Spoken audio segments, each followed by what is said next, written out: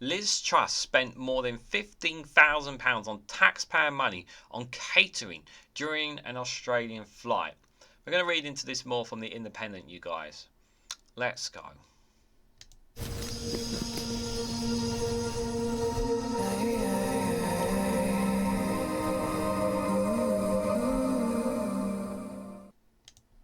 Good morning, good afternoon, good evening, wherever you are in the world. This is Reganelite here with an article from The Independent with the headline that Liz Truss has spent more than £15,000 on taxpayer money on catering during Australia flight.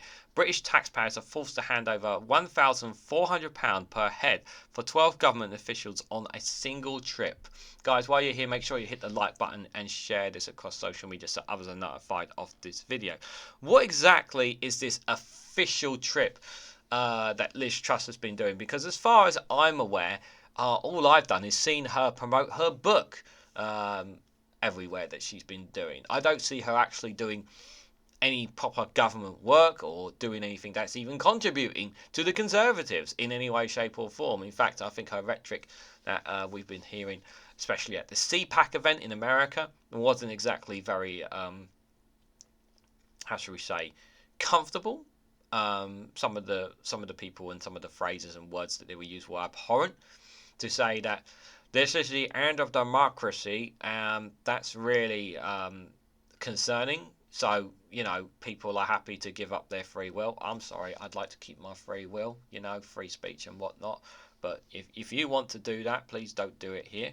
But this story, like, why? How is she allowed to pay £15,000? These MPs, guys, these MPs, they get so much money for being MPs on some of these jobs and that. If they're, I mean, like, how official is this? Like, is this what was she doing was really deemed official? Obviously, we're going to read into the article to see that. But do you generally think that what she was doing was general official business?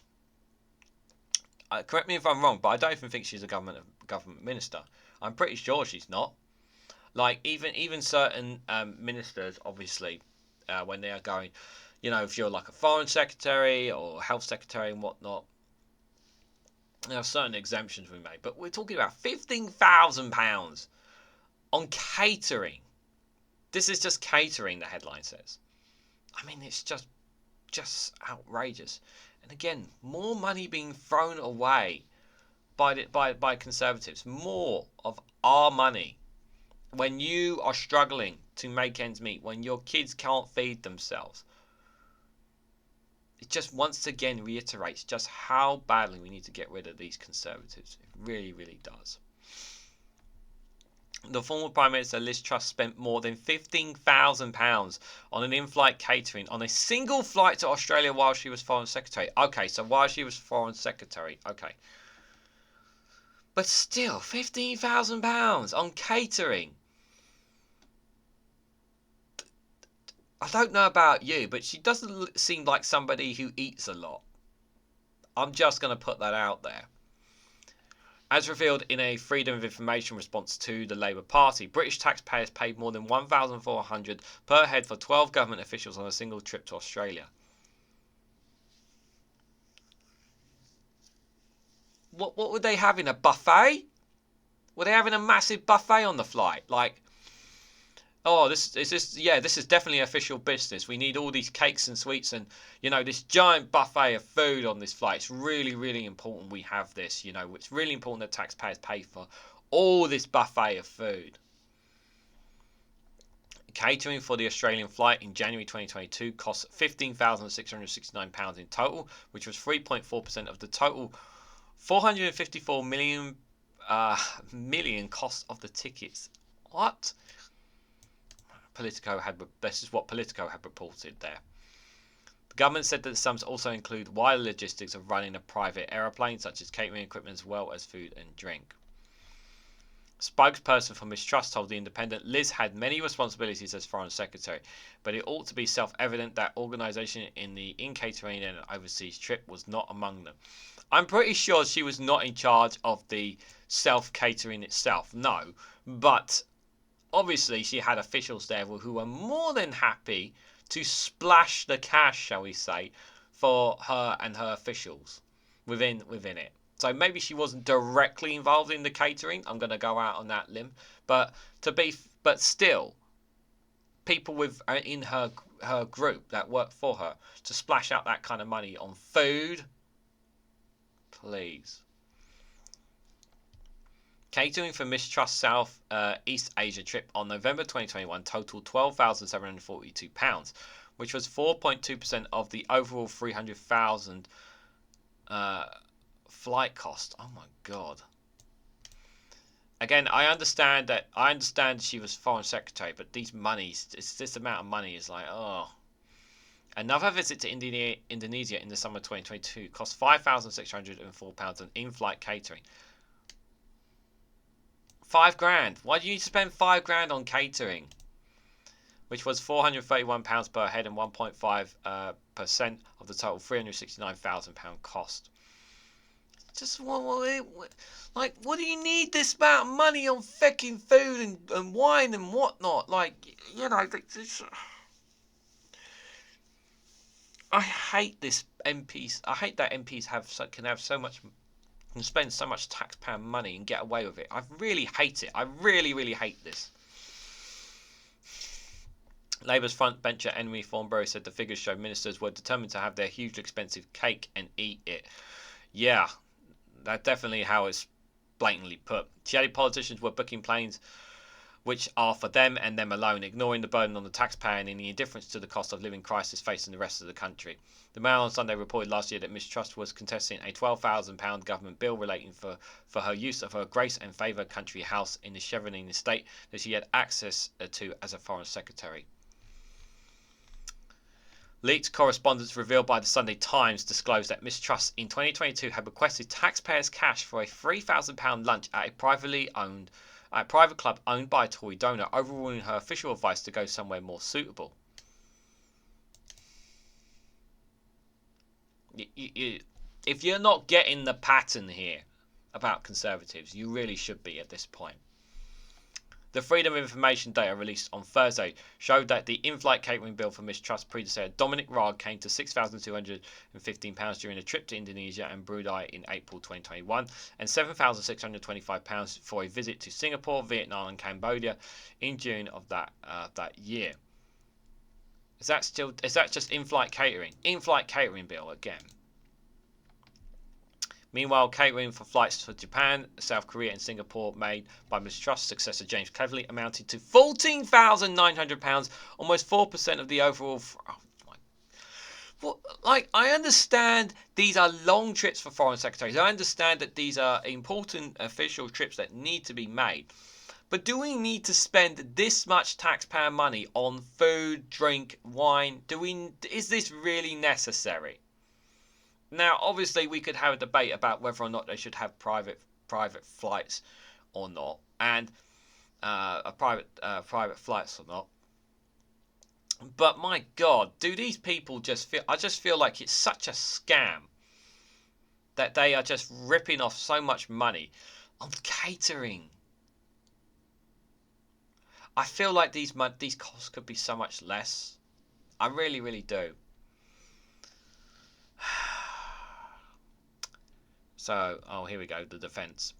So, a government spokesperson said the figures represent the end-to-end cost of providing in-flight catering, including transport, onboarding, offboarding, preparation, disposal in line with adherence to international waste management regulations, and the required equipment for the processes. These logical elements make up for most of the cost and are charged by the vendor regardless of specific items ordered or consumed.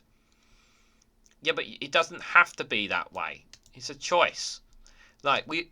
You guys are choosing to spend this kind of money. To say that, it's what someone else's fault. No, it's a choice. You guys don't have to spend this money. There are ways that you can reduce the amount of taxpayer money spending on this. Much cheaper ways. It is a choice. This is shall we say, a lifestyle choice by a certain former Home Secretary. Catering in-flight is monopoly for the vendor, and these costs would be accrued on scheduled commercial flights. However, they are contained within the wider all-inclusive booking fee and not broken down separately. Well, maybe you guys should look at booking with someone else then. Therefore, the figures shown should not be conflated as actual expenditure on food and drink. The subsistence costs will relate to the transfer of associated catering equipment in the same way, for example, that proportions of the cost of a commercial flight will include charges for the transport of whole luggage, whether intermissive or inclusive. They added the flight costs are in line with the past precedent for all political parties. Ms Thornberry claimed that private flights have become the default option for ministers to do their overseas travel, adding, if they're determined to ignore the ministerial code by opting for government planes when commercial flights are available, what they should at least be doing is taking along BDO or Mr delegations to help subsidise the cost. Yes, to help subsidise the cost. If you're not going to be going by, yeah, I agree. You know, taxpayers should not be fully funding everything. Subsidise the cost. There's ways to do that. I agree with what Ms Thornberry said there, but I understand that these are high-ranking officials. These are high ministers. I'm not saying that that what they do is not important, because it is important. It is important for them and their officials to go and do these and conduct these businesses and trips and that for the sake of for on behalf of the British government. No, I'm not debating that. My debate is how much money they are spending, the cost of it all, and it's all coming out of taxpayer money. And surely there are cheaper and more efficient ways of this being handled. And I feel like that they are just living a lavish lifestyle to and from the trips that they are making. Then that's the perception that is being created for me here. And sure, I'm sure maybe one or two people might say, well, this is normal. One or two people may say that this is a normal thing that for ministers. But if that is a normal thing, then maybe it should be something that we should look at and changing.